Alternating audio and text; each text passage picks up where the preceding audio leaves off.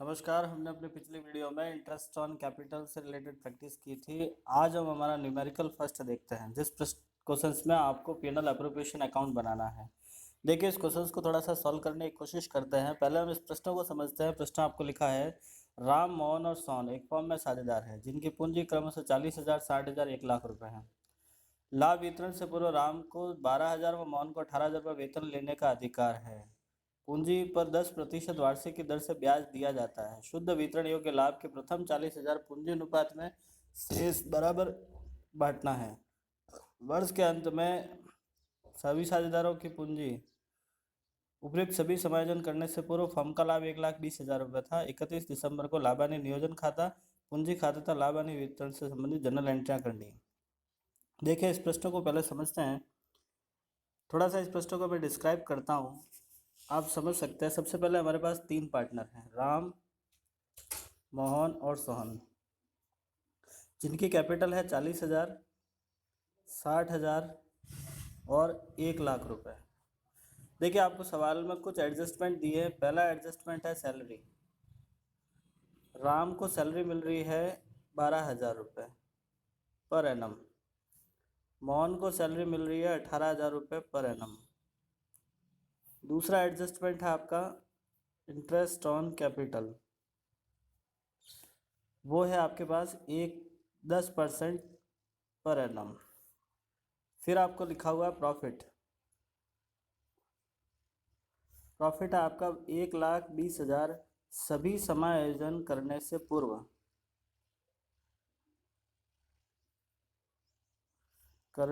पूर्व। कहने का मतलब ये है कि सारे एडजस्टमेंट करने से पहले आपको 1,20,000 रुपये का प्रॉफिट था। अब हम इसका सॉल्यूशन देखते हैं, ध्यान से समझिएगा आप लोग। देखिए, सॉल्यूशन के तौर पे सबसे पहले हम बनाते हैं पीएनएल एप्रोप्रिएशन अकाउंट। बड़े ध्यान से समझना, पीएनएल एप्रोप्रिएशन में आपको पहले से पता है, सबसे पहले हम लिखते हैं नेट प्रॉफिट।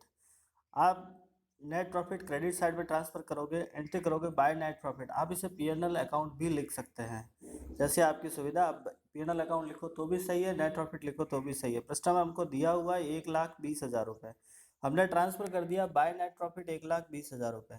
फिर सवाल में जैसे कि हमारे पास 2 एडजस्टमेंट थे, salary and interest on capital. तो पहले हम लिखते हैं 2 पार्टनर सैलरी। हमारा पार्टनरशिप फर्म राम और मोहन को सैलरी पे कर रहा है, और वो दे रहा है राम को 12,000 और मोहन को 18,000 रुपये। तो हमने लिख दिया 2 partner salary, Ram 12,000, Mohan 18,000, total हो गया 30,000, जो हमने बार अमाउंट कॉलम में शो कर दिया। फिर आप लिखोगे टू इंटरेस्ट ऑन कैपिटल। आपको इंटरेस्ट देना है 10% पर एनम के हिसाब से।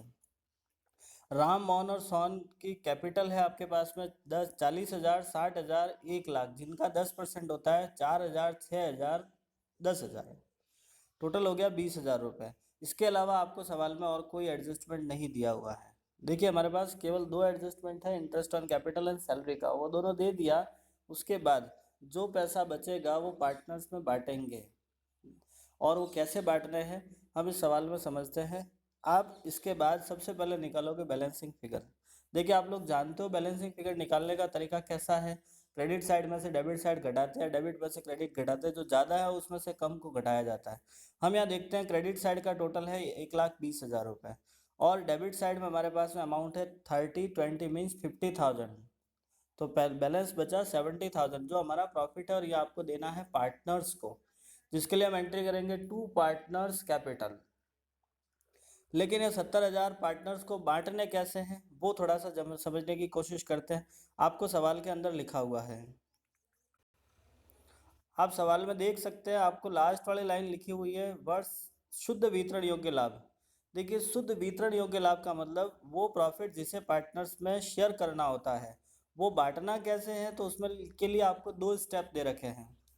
प्रथम 40,000 पूंजी अनुपात में, मीन्स जितना टोटल प्रॉफिट होगा उसका फर्स्ट 40,000 आपको कैपिटल रेशियो में शेयर करना है, और बाकी बचेगा उसे बराबर बांटना है।